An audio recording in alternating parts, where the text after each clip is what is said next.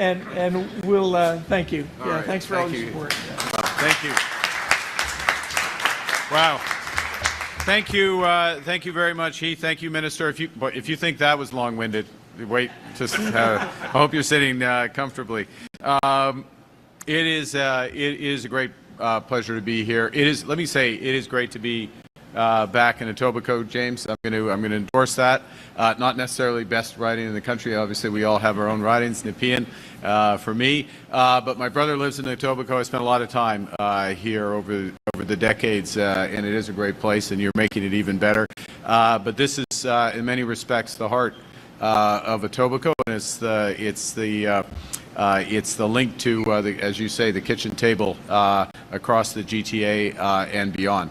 I'm a little concerned that we're here at the Ontario Food Terminal late in the day, because when you're here at 2 and 2:30 in the morning, 5 o'clock in the afternoon is late in the day. You're going to be turning around. So, Ron, thank you. Let me also thank John Franco for hosting us. Everybody for being here and what you're doing, what you do every day. 70 years, the Ontario Food Terminal has been at the heart of the food chain in Ontario.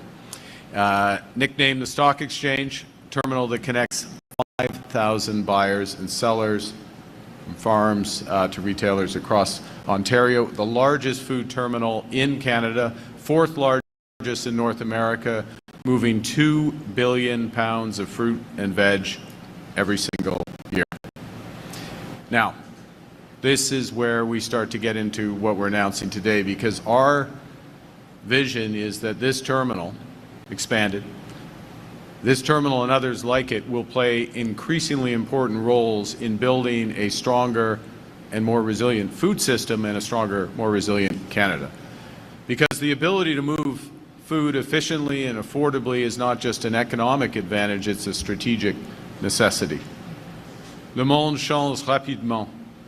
Les guerres au Moyen-Orient et en Ukraine transforment les chaînes d'approvisionnement en énergie, en sécurité et en alimentation. En parallèle, le commerce mondial est en pleine mutation. Les changements technologiques s'accélèrent, les changements climatiques s'aggravent et les fonds publics manquent à l'appel.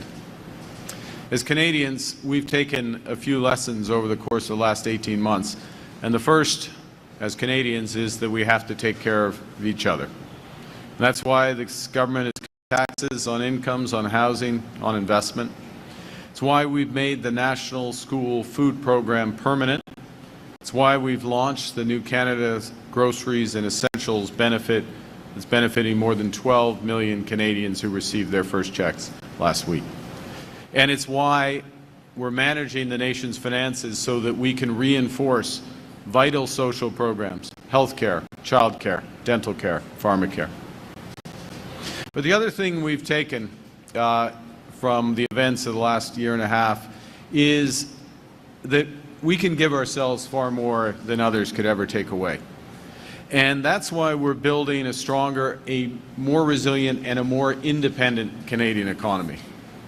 Par exemple, grâce à notre nouvelle stratégie en matière d'IA, l'IA pour tous, nous construisons les centres de données qui vont nous permettre de renforcer notre souveraineté numérique. Grâce à notre stratégie industrielle de défense, nous privilégions les fournisseurs et les matériaux canadiens pour rebâtir les forces armées canadiennes et de réduire notre dépendance à l'égard des fournisseurs étrangers. Et grâce au bureau des grands projets et à notre stratégie d'électrification, nous renforçons notre capacité de production d'électricité propre, abordable et fiable pour être moins vulnérable à l'instabilité des marchés mondiaux. So all of those things, ways of building our strength at home. But the core is to move from reliance to resilience, because a country that can't feed itself or fuel itself or defend itself isn't truly sovereign. It's vulnerable to global shocks. It's vulnerable to supply chain disruptions. It's vulnerable to tariffs. So to protect our sovereignty, and truly take control of our future, we have to take control of our food system. We start from a position of strength. 1 in 9 Canadians wake up every day and go to work in this country because of our strong agri-food sector. 1 in 9. We're one of the world's largest exporters of agri-food products. Our farmers, our ranchers, our producers are selling more than $100 billion every year abroad. We're the largest producer of canola in the world. We account for nearly a quarter of global supply. And as a testament to our remarkable farmers across the country, including in the prairies, Alberta, Saskatchewan, Manitoba, farmers are already benefiting from our landmark trade agreement with China, which has lowered tariffs on Canadian canola earlier this year, right in time for planting season. We're one of the world's top wheat exporters, accounting for roughly 40% as well of global lentil exporters. We're big in pulses. Point is, we are an agricultural superpower, yet for most Canadians, it doesn't feel like that at the checkout counter. Grocery prices are up nearly 35% since 2019. And today, the average Canadian family spends about $10,000 a year on groceries, or $800 a month. Now, one of the things we did is to look at the structural reasons for that. There are multiple reasons. One of them is that, well, Canadian farmers, ranchers, and producers are producing enormous amounts of food. We're relying on other countries to process a lot of it. At the same time, we all know our growing seasons are too short to keep up with year-round demand. And we're still reliant on other countries for essential foods. Nearly 90% of our fresh fruit and nuts are imported, more than 70% of our vegetables. And that reliance on foreign markets means that every global shock, foreign conflict, a drought, tariffs, shows up directly at grocery stores across this country. And 75%, 3/4 of those grocery stores, are the same 5 large retailers. And those retailers dominate the supply chains, and they leave independent grocers with fewer options and higher costs. And too often, those independent grocers must buy through their larger competitors at marked up prices.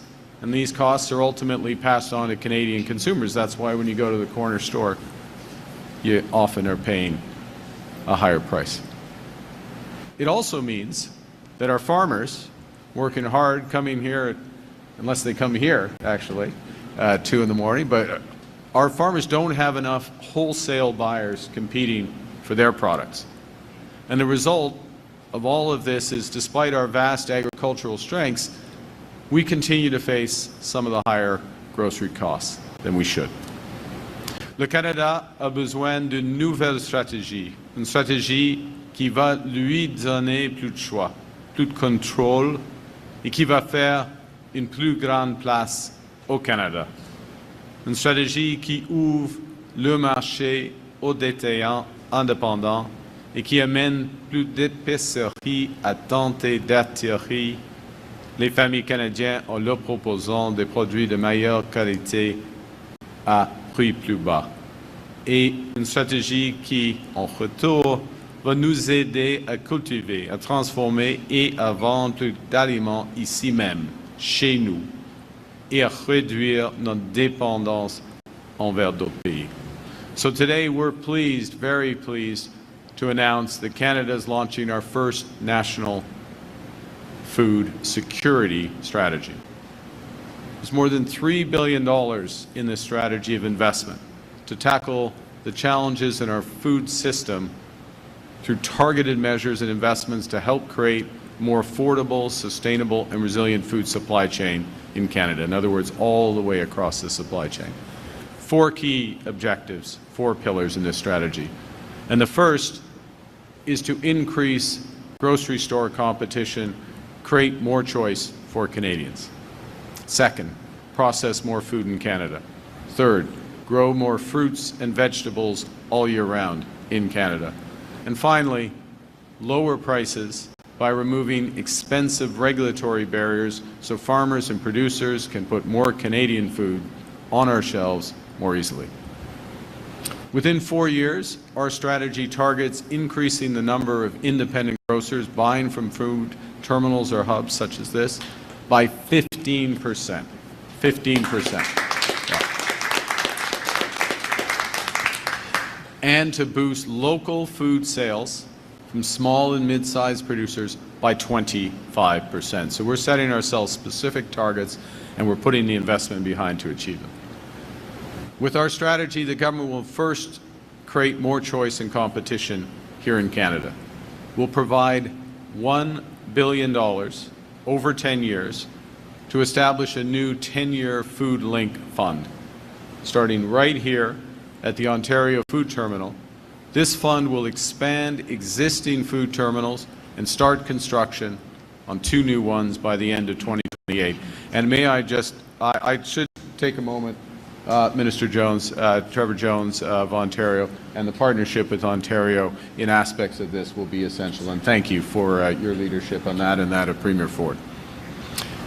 We will also work to create 40 new commercial food hubs across the country, right across Canada, bringing food closer to market, lowering distribution costs, and helping Canadians save at the checkout with high-quality Canadian food. And we're going to make sure that there's competition in the sector. We're going to give the Competition Bureau more resources to identify, prevent, and combat unfair business practices. For consumers, we're going to crack down on surveillance pricing. We're amending privacy legislation to protect consumer data, your data, so companies can no longer use it to charge you higher prices. The second big thing is boosting domestic food production right across the country. Because for decades we've been paying other countries to convert what we already have into what we need. I'll use Thailand as an example. Great place to go and visit. We love Thailand. 70% of what we ship there, our wheat, our soybeans, our peas, is processed in Thailand and then re-exported in global markets, sometimes back to ourselves. In effect, we're spending hundreds of millions of dollars to send our food elsewhere for processing that could be done at home. So to help Canadian businesses grow, produce, and process more food in Canada, we're launching another $1 billion fund through Farm Credit Canada. We'll also establish a $150 million food security fund to support small and medium-sized businesses in upgrading the critical equipment so that they can make more, store more, and bring more Canadian food to market. We'll establish and create a $100 million collaborative food innovation fund to help producers expand processing so more of each crop is used here. Because we have the talent and the resources, and now we're going to build the capacity. The third pillar is to grow more produce all year round. That's going to cost some money for the capital investment. So we're investing $750 million in greenhouses and hydroponics to dramatically expand Canada's capacity to produce fresh fruit and vegetables year-round. And this includes a $100 million investment to help northern and rural communities produce more food locally via small-scale indoor farms and basically reducing their dependence on shipments from thousands of kilometers away. And finally, we'll look to lower costs by cutting red tape across the agricultural supply chain. Because right now, and this is a highly innovative sector, right now farmers and producers often wait years for approvals for new pesticides, for fertilizers, seeds, and feed that they need to grow and produce food efficiently. So to build the food system that Canadians deserve, we need to get out of our own way. We'll modernize key regulations so that food security and affordability are considered alongside of safety.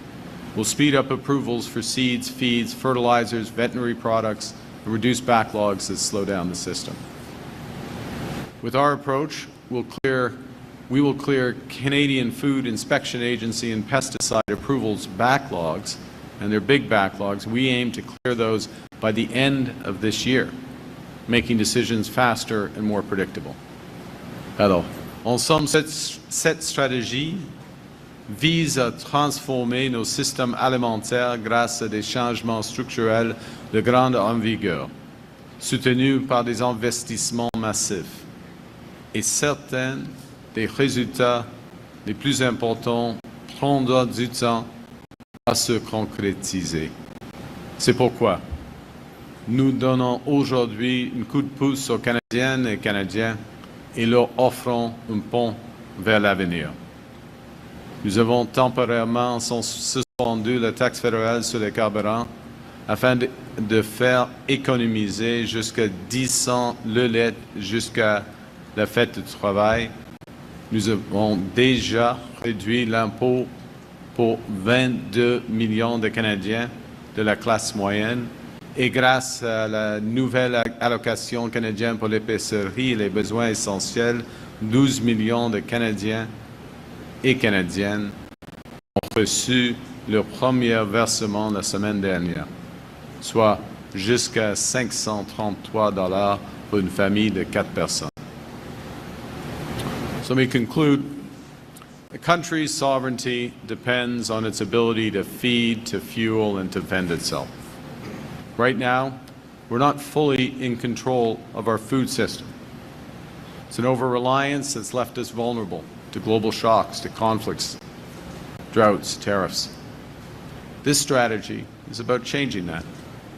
It's about putting Canadians back in control of what we grow, what we buy, what we put on our table. Doing so, we're creating much more opportunity for farmers, much more competition for your hard-earned dollar by grocers, much more choice for Canadian families. We're going to grow more at home, process more at home, and feed more Canadians with Canadian food. Building a Canada that's not just strong, but good. Not just prosperous, but fair and affordable. Canada that doesn't just work for some most of the time, but works for all Canadians all of the time. Our national food strategy will help create a strong, stable food system in Canada, from the farm to the grocery store to your dinner table. With that, Minister and I thank you. Thanks for your attention. Merci, and I look forward to your questions. Thank you very much.